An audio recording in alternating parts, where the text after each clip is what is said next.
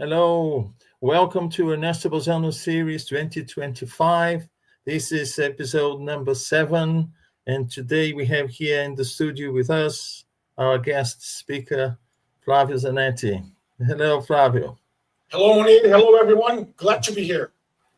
Welcome to Ernesto Bozzano 2025. I want to welcome all those with us watching and also those who will watch us later. It is a pleasure to be here once again. We have this program once a month, the first Sunday of the month, and it is always a very special moment. So today, Flavio will be talking to us about the book Apportation Phenomena by Ernesto Bozzano. So before we start, or Flavio starts his presentation, I'll just say a few words for those who don't know Flavio. So Flavio has always been amazed by the rational aspect of Spiritism and the comfort it brings to humanity. He is an avid Spiritist student and tireless worker for the Spiritist movement across the United States. So since 1999, he has worked for the Allan Kardec Spiritist Society of Massachusetts.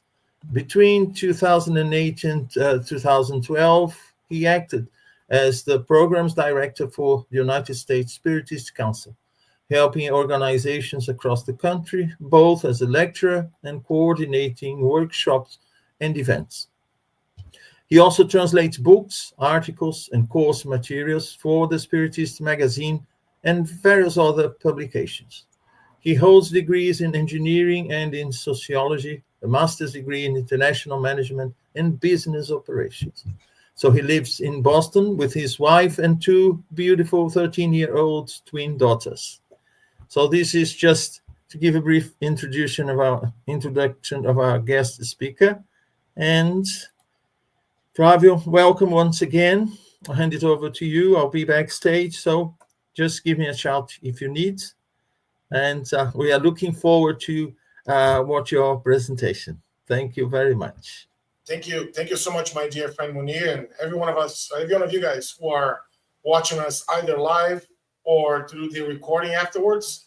For you who are watching live, feel free to throw in your comments or your questions. And if we have time at the end, we'll be glad to touch on those. Before we start, we'd like to thank our benemerite spirits, our guardian angels, who never abandon us. They're always by our sides. We'd like to thank them for this opportunity that we have to spend a few minutes of our precious time talking and studying a little bit more about Ernesto Bozzano's one of his interesting works that he really goes over the apportation phenomena. We ask these benefactor spirits, they may bring peace to our hearts, may bring enlightenment to our minds, so that we could really comprehend the text or the works of Ernesto Bozzano's the best way of our abilities. All right. So let's kick it off. I think I have some slides. Moni, if you'd like to push them out there to the, yes, there you go. Fantastic. That is our topic for today, ladies and gentlemen, apportation phenomena. And obviously the approach here that we're going to go over with is the one that Ernesto Bozzano left us with, right? So when we look at what Ernesto Bozzano left us with, right? Apportation phenomena, what is it? Let's ask the question, right? What is this thing called apportation phenomenon or phenomena? Are there more than one? What are we talking about here? And I was able to leverage my newly acquired skills of artificial intelligence to create this photograph where we have mediums talking to spirits, and then, my AI engine created this sort of a fluid or energy coming down to the table. And one thing I'd like to call your attention to this picture, one thing is this little flower that sits right next to the woman in the middle, between those two women, right? The little flower that shows up during that meeting, that mediumistic meeting. So the apportation phenomena, as Ernesto Bozzano would call or would argue, is really the process of disintegration and reintegration of matter in order to be brought into the environment. And obviously, the environment that we're talking about here is the mediumistic, sessions, right? So we have these mediums communicating with spirits, and then by either a request or by will of the spirit, right? This flower gets brought into the space where they are located. So hey, what is this, Flavio? I mean, is that real? Is it like a picture and all that? That's exactly what Ernesto Bozzano did in his research, in his methodological research of 80, 90 years ago, where he witnessed several of these meetings, dozens and dozens and dozens of these materialistic mediumship meetings, and he came across a great study that talks about, right, what are some of the things that happen behind the scenes, how it happens, and he asks some very poignant questions in the forms of, can any medium perform these activities? Could either one of us be in this situation where we could bring in some objects and things from another dimension, right? Those are some of the things that we'll cover in the next few minutes or so. So if we keep going, Ernesto Bozzano was not the only one who did these studies. There were a couple of other researchers. One that I'd like to mention is Frederick Solder. Excuse my pronunciation. German's not one of the languages that I speak, right? While he was studying the American medium, Henry Slade, he came across, or he argued, or he created the concept of something called the fourth dimension in order to be able to explain the phenomena, the same phenomena that Ernesto Bozzano explained to us. So what is the fourth phenomena, fourth dimension that Frederick Zollner argues with us? So you can think about something like this: 1D, one line, 2D, X and Y axis, 3D, X, Y, and Z axis, and this fourth dimension, it's another realm that is parallel to our realm, that these phenomena take place.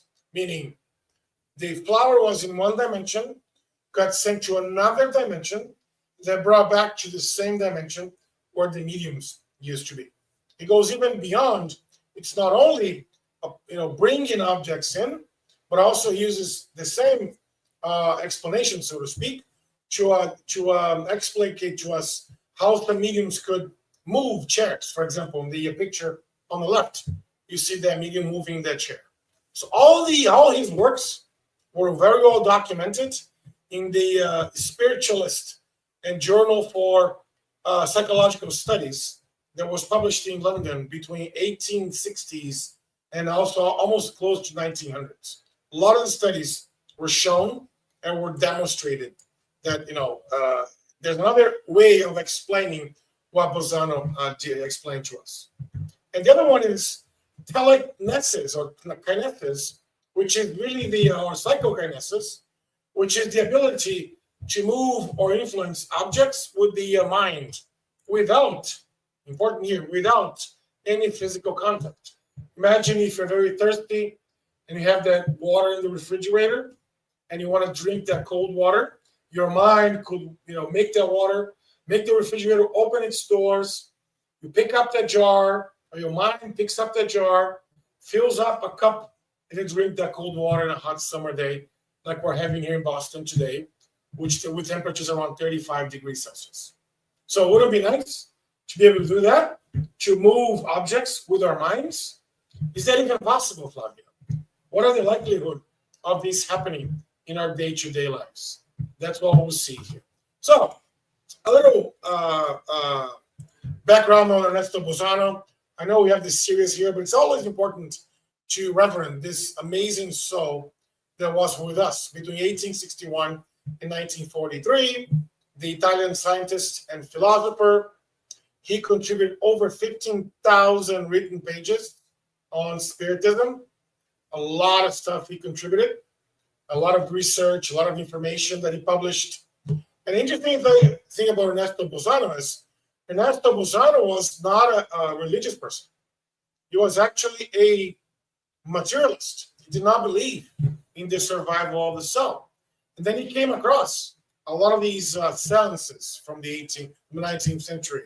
And all these, access to these meanings have actually turned him around. And he became a quote-unquote spiritualist by the 19th century, even to be called the master of science of the soul. him alongside Camille from Marion and a few other from that same time that have really contributed a lot to Spiritism as we know today, or to the spiritualist movement overall as we know today. Interesting fact about Ernesto is, despite his passing of over 80 years ago, the great Italian researcher continues to be cited and studied in contemporary Spiritist literature in the field of the phenomenology. Like what we're doing here, a lot of Spiritist centers and places all over the world continue to research, continue to study all the works that Ernesto Bozzano did, and we're so thankful for the British, Society of Spiritist Studies that can really bring us, right, all these works from Ernesto Bozzano that can really give us a glimpse of what he contributed to us during his lifetime. Obviously, let me just throw an addendum here. Obviously, it'd be impossible to go over, his entire book in 40 or so minutes that we have together today. So our goal here is to highlight some of the interesting topics that he brings in this book to hopefully strike or spark some interest that all of us down the road can get to read all the Bozzano's works, especially this book here that he talks about the the apportation phenomenon. All right, so this is the book that we're talking about. Obviously, Italian researcher. The book is called The Fenomeni di Apporto, which was written in English, in Italian, first published in 1930. It's important to mention that Italy was going through a lot of turmoil in the 1930s. If you look at the geopolitical situation that the country was facing, they were under fascism, a lot of control by the government, Mussolini, a lot of censorship in what was published. And even though Ernesto Bozzano was able to publish this amazing book that really talks about the apportation phenomenon, right? This book was based on decades, as I mentioned before, of scientific and very rigorous analysis, where he would go and research multiple mediums. He will communicate with other researchers. He will communicate with folks like William James, Alfred Wallace, and other researchers. Some of them were spiritualists, some of them were not, in order to gather material for this book to be able to be published through very thorough investigation. And his main focus was really to demonstrate that the transportation of objects during mediumistic sessions were indeed possible. Flavio, can you explain to me more details? So what he tries to do, what he does in this book, is that he shows us that during mediumship meetings, mediums were able to, hey, I'd like to grab that book that's in my library, in my house, miles and miles apart from where the location of that meeting was taking place. And then the spirit alongside the medium were able to go in, disintegrate that matter, the book per se, and reintegrate that matter in that mediumistic session so folks could see that book. Folks could see that object. An object that vary, right, in different forms and types and whatnot, which we'll see in the next upcoming slides. So folks, imagine if you were living in the 1930s. Imagine if you had access to all the spiritist literature, spiritualist literature, and all that. And then you come across a book like this. Yeah, in the Medium's book, Allan Kardec touched on this, helped us understand how the phenomenon worked. But this research here that Ernesto did go beyond what Allan Kardec shared. Kardec gave us the framework, the skeleton of how all the materialistic phenomena took place. But Bozzano will go even beyond that, based on, again, rigorous study, scientific evidence, deep research, analysis, and investigation. So really corroborating what we learned in the Medium's book. That was his intention from his works here. All right, so the book's main objectives was really to investigate and prove something that he called supranormal phenomena. And for us, spiritists, the word supernormal or paranormal or abnormal, we all know it's all normal. Nothing is really paranormal because everything is normal for us. We understand through empirical research all these phenomena that used to take place when Spiritism or this whole spiritualist movement was started to take a hold in Europe, here in North America and beyond, all over the world, actually. So his goal was to eliminate the suspicion of fraud. Yes, there were indeed many, many mediums who were committing fraud. Because remember, these was a monetary method of income for some of these mediums. They would charge hefty amounts of money for folks to experiment or to attend these sessions. And a lot of the more traditional scientists from that time, they were refuting or they were against all these things. They said this is not really science, doesn't really happen. This is all a fluff. It's all hoax. We don't believe that. And then what he does is he's really able to demonstrate to us that there were indeed spiritual intelligences acting on incarnates' minds or mediums' minds through the mediumistic activities. So it was not just the medium that was capable of doing that, but there were behind the medium spiritual intelligences or spiritual beings, souls, we call them whatever you want to call them, right? Souls or spirits who are working alongside mediums in order for the work to be done. One thing that he covers in the book as well is that for materialistic mediumship to take place, and this goes for all the phenomena, not just the apportation phenomena, all the phenomena that he talks about, for all these phenomena to take place, not only one individual was able to do it, but it was the work of a team. The work of the medium, the one who was dialoguing with the medium, the spirit behind, and all those spirits who were helping the mediumship meeting to take place. So it was really the labor of teamwork here. That's what he argues, and he talks to us about in the book. As I mentioned, in the medium's book, this is the quote that Kardec talks to us, that he mentioned even before, this is chapter 5, but he mentioned even before the beginning of the book, that all these physical manifestations were really intended to draw our attention to something beyond what our eyes could see or what our hands could touch, and convince us of the presence of a power that were superior to human, right, to men, so to speak.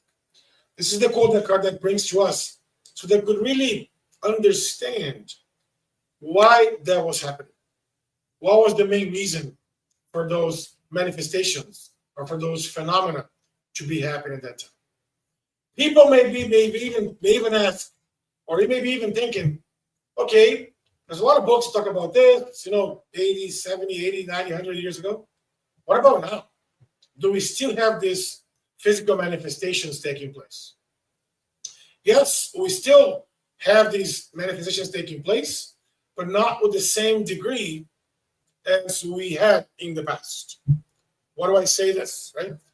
By the 19th century, the second half of the 19th century, this was happening pretty much everywhere. A lot was happening in the United States, Canada, the United Kingdom, right? Europe, France, Italy. A lot of places all over the world were witnessing these types of manifestations or phenomena. And obviously, because of that, Kardec says there was a reason for that to happen back then, to draw our attention, to call, hey, there's something beyond this. There's something more than my eyes can see with this phenomenon. This was the intention of those manifestations to take place. Today, we don't have as many because they've already been there. They've already been there for us. And today, as we see, it's more of a, as Kardec points really eloquently in the Spirits book and some of the codification books, is that right now we're in the phase of philosophical studies. We're in the phase of moral studies. Back then, we're in the phase of scientific studies, experimental studies that could really draw attention to a lot of people. Imagine if you enter a room where the table will go up. Imagine if you enter a room where a medium will levitate, will gravitate 6 feet up. That same medium will go out of one window and come back from the other window on the 3rd floor. And he did it multiple and multiple times, both here in New York, in the United States, and also in London, multiple times, drawing a lot of attention. We'll talk about this medium more in a minute. So when we look at this, folks, we really see what Ernesto was trying to achieve here. And we argue that he was able to achieve, because these works were a tremendous success, literary success, right, throughout the world. So the book structure, as he calls this, he provides a theoretical introduction, what really the apportation phenomena is, how do objects get moved from location A to location B, or I should say, how objects can be brought from location A to our current location. Then he goes into study some of the fraud cases to understand what mediums are doing, and he called up on those mediums to say, this is fraud, this is not happening, there's some things, tricking or really playing the magic trick for folks to believe these were manifestations where indeed they were not. And then for the phenomena that he was able to partake on, they were all in full light. Some of these were done in broad daylight. Mediums were able to bring objects in broad daylight, in the open space, not even with curtain, nothing, it's just open space. And obviously, the cases that he brings to us, it brings a lot of reliable witnesses, where we'll see some of those names. You may recognize them. Those were, prominent people from the 19th century. And he offers some conclusions for us to keep on going. So, this is what, he does. Let's go deeper into some of these activities. First of all, the fraud-free cases. One of the mediums that he talks about in the book, that he brings us some of his research, was Daniel Douglas Hume. D.D. Hume was also called D.D. Hume. He was a renowned Scottish physical medium, where he was really celebrated for his dramatic levitational appearances. As I mentioned, he'll be able to levitate himself to like 6 feet high. As you can see in those pictures at the bottom of my slide here, he'll be able to gravitate 6 feet high, and he'll be able to exit the room through one window and come back through the other window. So when I look at these photos, obviously the photographic machines from that time do not bring a lot of quality from those pictures. But those are pictures that people, dozens and dozens of people saw it, right? Interesting thing about D.D. Hume is that born in Scotland, came from a long line of seers, right? His parents were seers. But at the age of 9, he moved to the U.S. with his aunt, settling up here in Connecticut, the New England area, and then moving to New York City, where all these phenomena were taking place back then. And then the phenomenon of apportation, he was able to really bring himself into a room, occurred in his presence as well, meaning rocking cradles or wraps or furniture moving and all that. He even met the Fox sisters here in the United States. So then he began attending some mediumship meetings in 1851. Notice, before the Spiritist ideas or the Spiritism per se was founded by Allan Kardec in 1851, and they were often held at daylight because not every place had lights, right? Or lights through gas lanterns, right? Gas lanterns by that time. So they did a lot of those in a park, in the open setting. His most notorious appearance was when he levitated, and he levitated in both the US and London, the UK. And on one occasion, he was drifting, as I mentioned, from one building to another building. You go from one building to another building, levitate.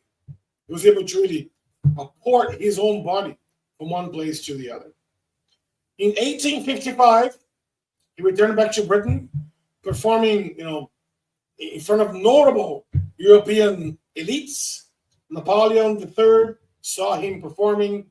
Queen Sophia of the Netherlands, Alexander II, Charles Darwin, Mark Twain.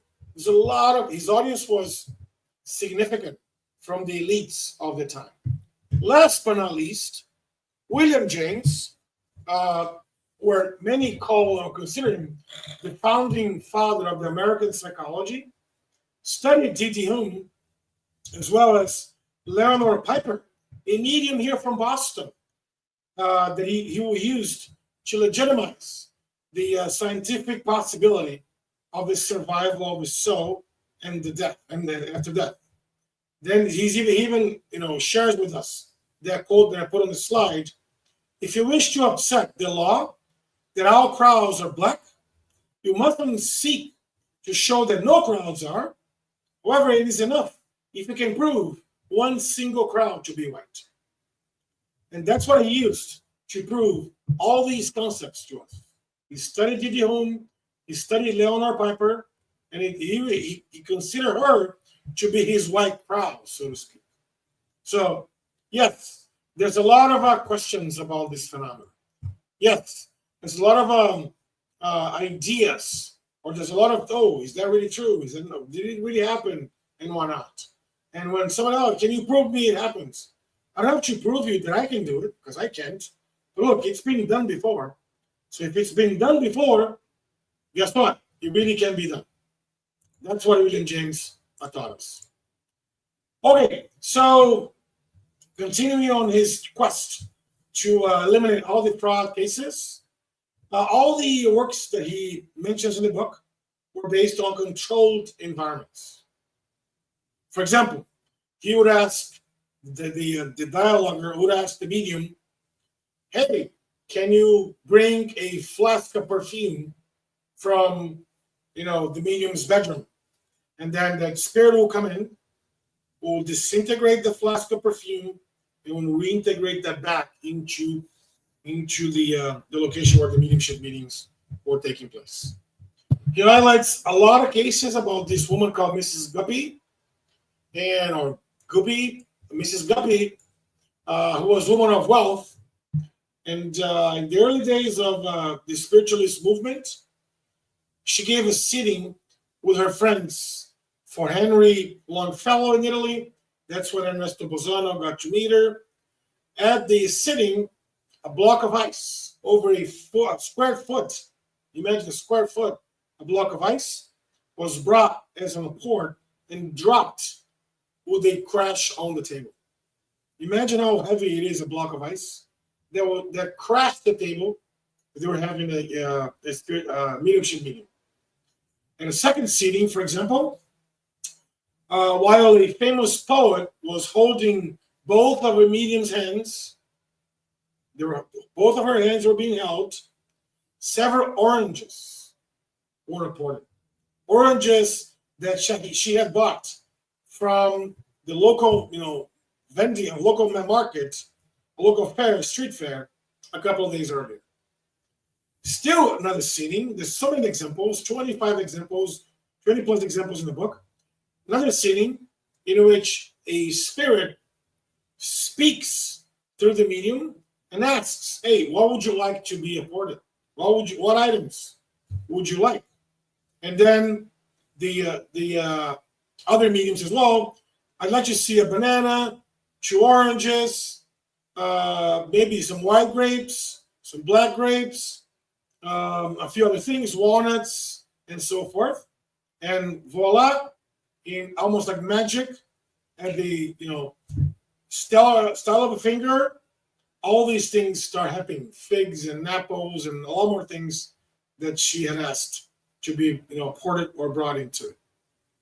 There's another seating where Mrs. Guppy poured some pots, like a pot of scalding hot tea, and the pot was still sizzling with that hot tea coming in.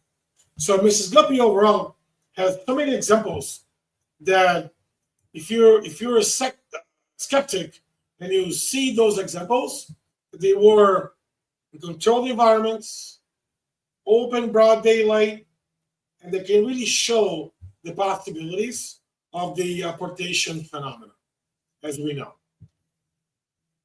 One quote that I'd like to bring is from Alfred Russel Wallace, where Ernesto Bozzano also engaged with Alfred Wallace. They exchanged letters and whatnot. And the naturalist Alfred Wallace rose to prominence in the 19th century as he co-discovered, with alongside with Charles Darwin, the principle of natural selection. And then he studied Mrs. Gupta. He even talks about the most remarkable manifestation of her phenomenon involved the transportation of fruits and flowers from a hermetically sealed room. The room that they were in, they would seal everything, windows, doors, everything was sealed. And it first took place at Alfred Wallace's home and marked really the beginning of Mrs. Gupta's development as a medium. Obviously, the phenomenon will go on to occur hundreds of times, multiple times, in various settings, and under very widely different conditions. That's what he mentions in this book called Miracles and Modern Spiritualism. I'd like to argue, or we like to argue, that there are no such thing as miracles. There's just things that our intelligence sometimes cannot comprehend, like the materialistic phenomenon that we're talking about here. So we mentioned full light. These are some of the pictures that we could research, we could find online about the phenomenon in broad daylight. Objects passing through solid tables. Remember, we just talked about her hands being tight. They held her hands, Mrs. Gupta's hands, and they left some strips of leather, like leather belts, just the leather, strips of leather. Or after the session was over, they saw those leathers interlaced, some of them with knots. And obviously, objects passing through closed nets and closed doors and windows and walls and so on. Obviously, here, what he tries to do is he tries to demonstrate to us that a lot is possible. But if we are closed-minded to say that, hey, if I don't see, therefore must not exist, let's go back to William James's quote that you don't have to see all crows white to believe there's a white crow. We only need to see one. And this is one of those white crows that we see, right, happening by that time.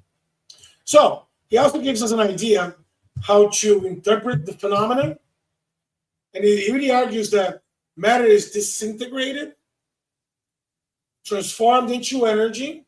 We all know matter is energy, right? If you study physics, we'll understand that every matter vibrates in one frequency, therefore it's energy, and then reintegrated back into the environment that we're talking, that we're seeing, we're having the meeting.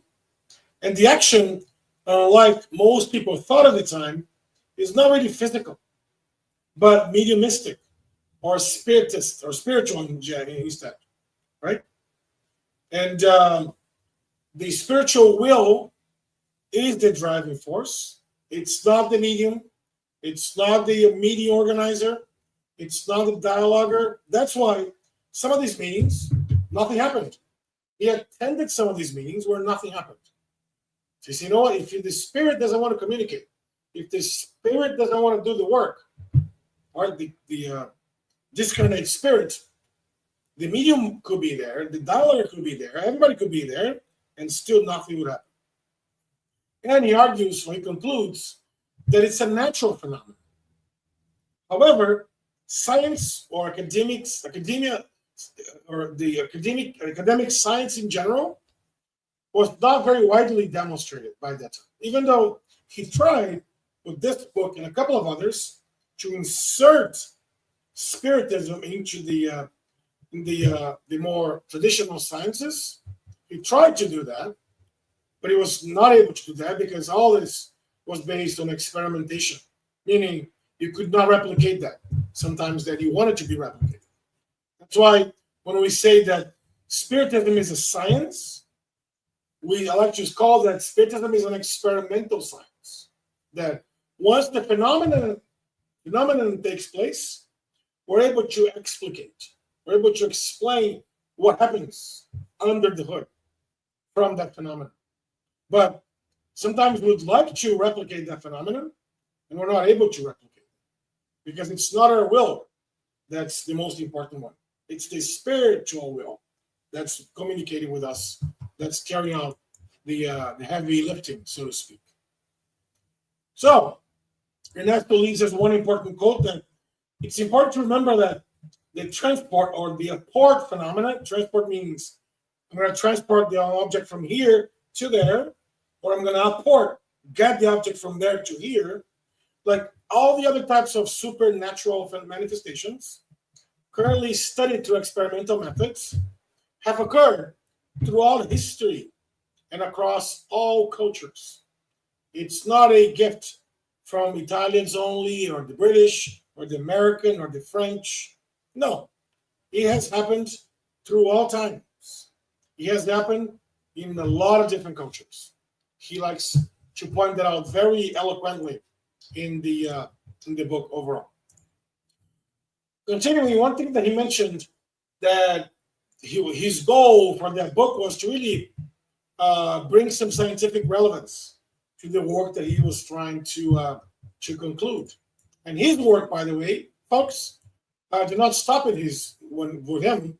Other folks, like Lea Schiavi, for example, here, continue really bringing this comparative method and classification of all these materialistic, phenomena.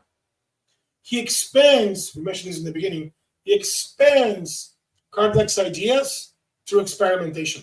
Kardec gives us the lecture, Kardec gives us the message, he gives us the theoretical terms, how everything happens, and he gives us the practical experimentation through all the works that he does, collecting information from different mediums and different mediumship meetings. He was recognized by William Crookes and also Charles Boucher, one of the most prolific writers and researchers and professors of that time. William Crookes, for example, is Harvard University here in Boston, or Cambridge, I should say, Massachusetts, named their psychology department as William Crookes Psychology Department, in honor and homage to all the works that William Crookes has left to humankind, and obviously Charles Boucher and all his research and development as well. So his goal was really to elevate Spiritism to an experimental science. And this book here, also in Italian, Spiritism in front of the current science, or the science that we have today. Leah argues that while it started with Bozzano, the experimental science of Spiritism continues. She was one of his students and continued writing on the works of Ernesto Bozzano. So we're coming close to our wrap-up time here, but in conclusion, what we can say from all his works, namely this one that we're studying here, they're very authentic, they're extremely well documented. All the phenomena that he witnessed was really well documented after years and years and years of experimentation and investigation. This is not someone that came across a mediumship meeting, attended once, wrote something, and published. No. He was a skeptic in the beginning, much so like Allan Kardec, who was also a skeptic and was brought into the turning tables phenomena. If you recall the study of the history of Spiritism, he was also a skeptic. And then he started challenging conventional physics. How do you disintegrate matter, reintegrate them back? How do you explain objects moving through windows, through doors, through walls? How do you explain a medium levitating from one window to another? Right? The medium's body mass was obviously heavier than air. Therefore, physics would say that that body will fall. But instead, you just levitate and go from one window to another. And he revealed that spiritual intelligence is always acting on matter. We're always acting on matter. Our spiritual intelligence of incarnate beings, but much more so, the spiritual intelligence of enlightened spirits. That's when, folks, that's why we can understand when Jesus, for example, would say, rain, stop, or this so happen. There are several examples in the gospel that we see Jesus asking for natural phenomena to take place. It's really the spiritual intelligence acting on that. And this should be, or what he proposed, should be a framework for experimental spiritism in the future. And he was. And he became, like Lia Schiavi and a few other authors that continued his works. But then he might be asking the question, okay, it's all great, but what if? Can I be a medium to produce all of this phenomena? Can I do something? Can I go to my spiritist center and study mediumship and eventually apport a flower or an orange or a phenomenon like this? I think it's important for us to keep that, our expectations at check here. That's exactly what Allan Kardec says in the article 98 from the chapter 5.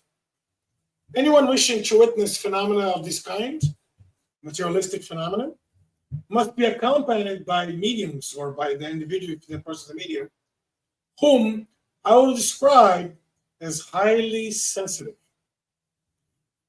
These highly sensitive individuals possess an exceptional degree of their mediumistic abilities, of expansion and penetrability.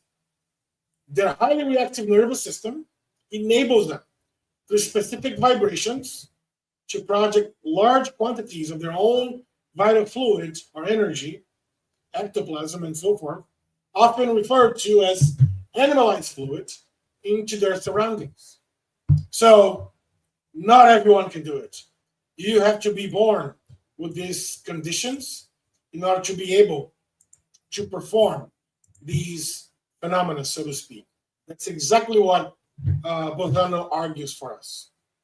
But remember, William James, you may not be a white crowd, but if you have ever seen a white crowd before, you can understand, you can agree that there are white crowds somewhere else, even though you might not be one of them. That is what Allan Kardec is telling us here. The fact that we may not be the ones producing this phenomena doesn't mean the phenomena do not exist. That's what he's trying to suggest for us. And obviously, one ending quote that I'd like to leave you with is, if the will can create a fluidic body in seconds, why not disintegrate and move objects at a distance? That's how he's able to explain what those spirits and mediums were performing, bringing those things from one place to another. Folks, that's what I planned to share with us. Before we can go into Ernesto Bozzano's works, it should have been just a glimpse of or spark of interest for us to go back into his works and learn more from this amazing author that left us with so much content from his work. So wonderful, Flavio. So very nice presentation. So thank you for bringing all this information to us. It's really amazing to see this. And I say that why? Funnily enough, this week I heard this, he's quite famous here in Brazil, this medical doctor. He works with ectoplasm and cure. He performs, beautiful work here in Brazil. And he was saying that sometimes scientists are now saying something that they knew for a while, that there is another invisible planet within the physical one. And that some objects that we think are extraterrestrial, they are in fact materialization of objects that exists in this different dimension as such. I found that really amazing. So we may think that, we are seeing an object in the sky that came from another planet or something, but, it's not exactly another planet, but another dimension of our own planet. And as you were explaining the ideas and what Bozzano mentioned and so on, that presentation by this medical doctor came to my mind. And it is amazing that our science, our academic science, is slowly finding about the physical world. But one day we'll reach enough knowledge about the physical world that will help us see into the, extra physical or paranormal or whatever, world that is here, this different dimension. Of course, we go from the simple, more closer to us in terms of material world, to understand what, is more, I wouldn't say complicated, but requires a lot of knowledge, previous knowledge, in order for us to understand and soon to be able to interact. So very, very interesting, very, very nice presentation. So thank you for your effort and your time, of course, to bring all this to us. The gratitude is on my side, Munir and everybody. Thank you all for joining us. Thank you for inviting us once again. It's always a pleasure. I want to say hello to our friend Elsa Hossi, the bridal rack. There's a comment here. I know we cannot explain it yet, but everything feels natural. Pity that religion turned it all into something wrong, or else the studies would probably have advanced so much since then. Yes. What do you think, Flavio? I think that science is very conservative in general, and a lot more will become known as we delve into these in the future. Eventually, things will catch up, right? A lot of things that we study from Spiritism that Allan Kardec mentioned in regards to matter, physics is already explaining to us those concepts. I strongly believe that will just be a matter of time until the academic science will catch up with some of the discoveries that we Spiritists have known for quite some time.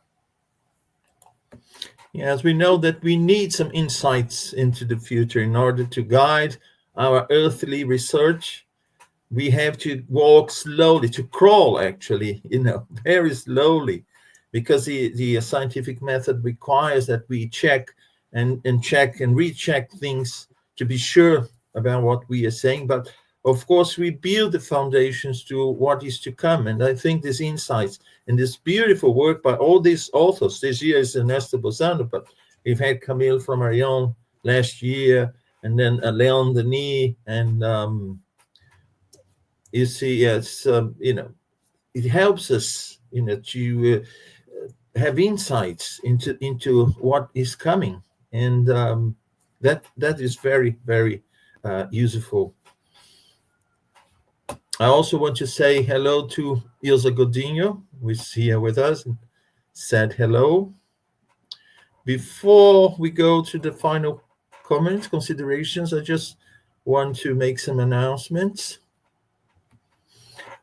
So we have quite a few announcements to make. So next month, on the 3rd of August, we'll have here with us in the Ernesto Bozzano 2025 series, Carolina Correa.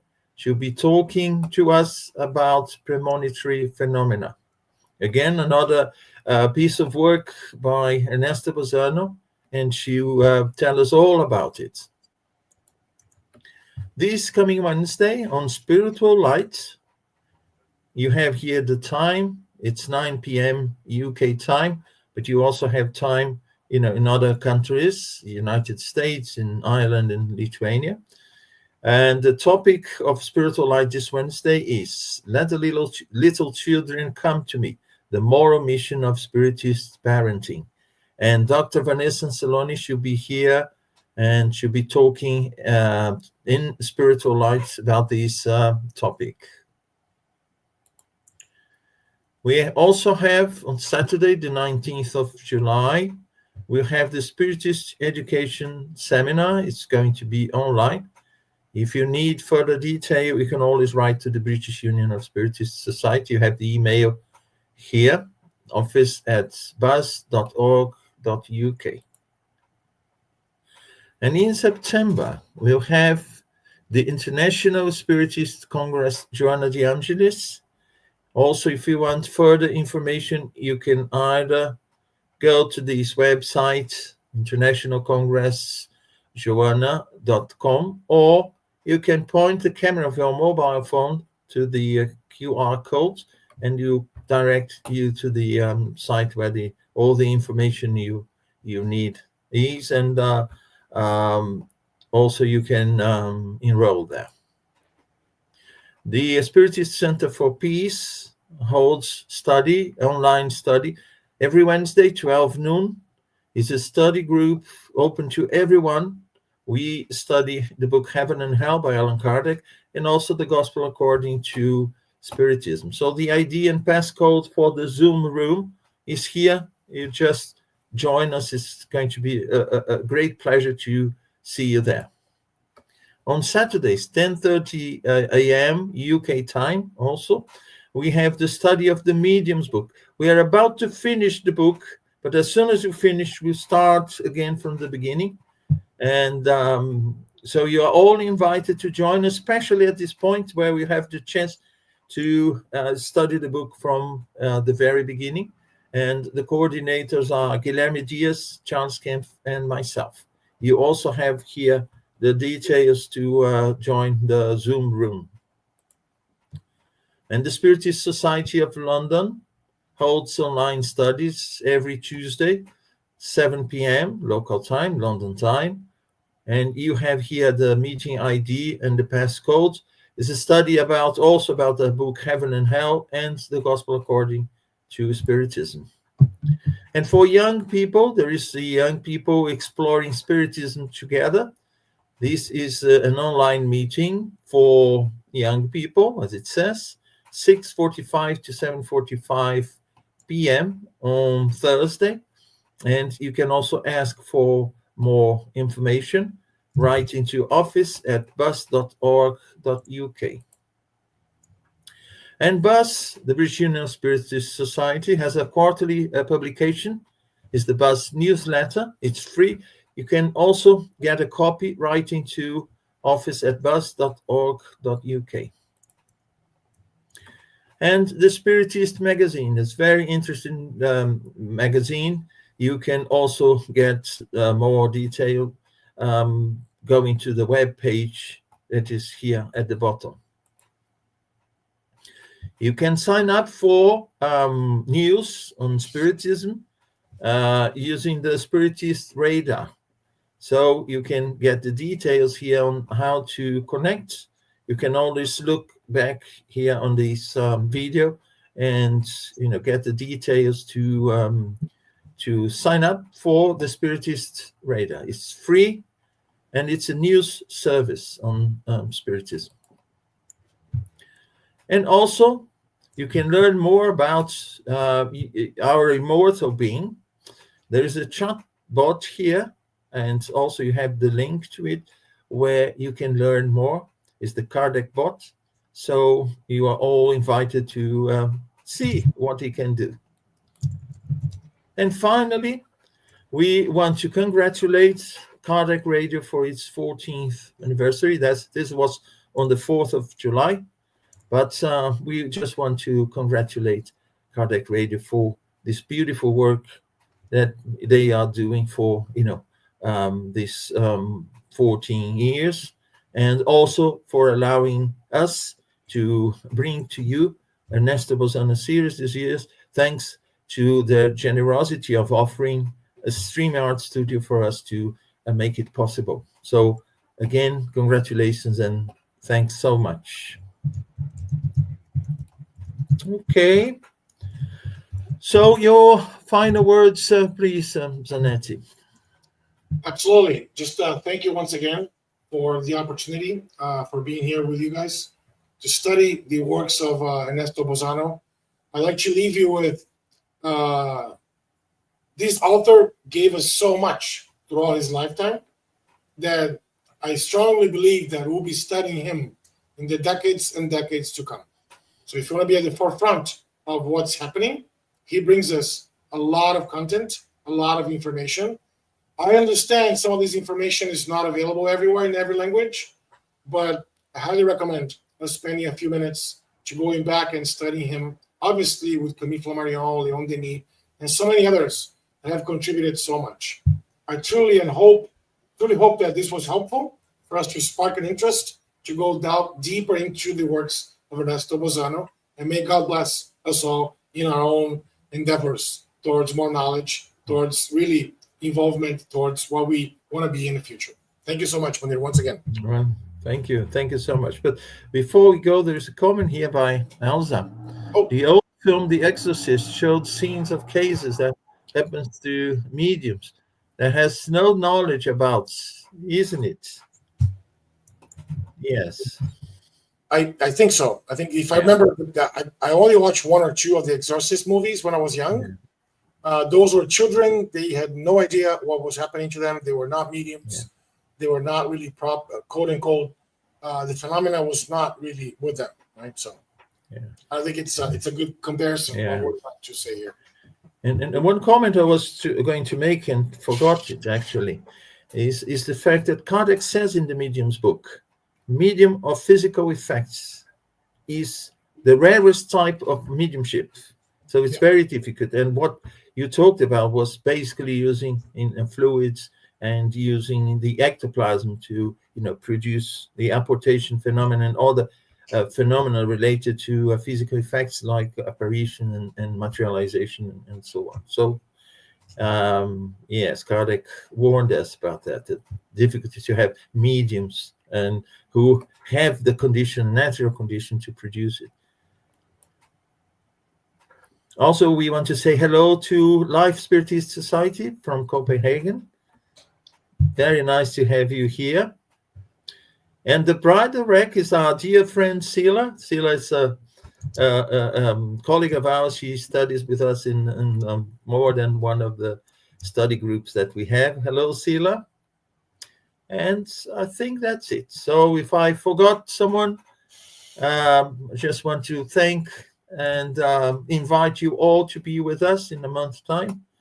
And next time to see what our friend Carolina has to say about the books of Ernesto Bozzano. So thank you all very much indeed, and hope to see you next month. Bye-bye.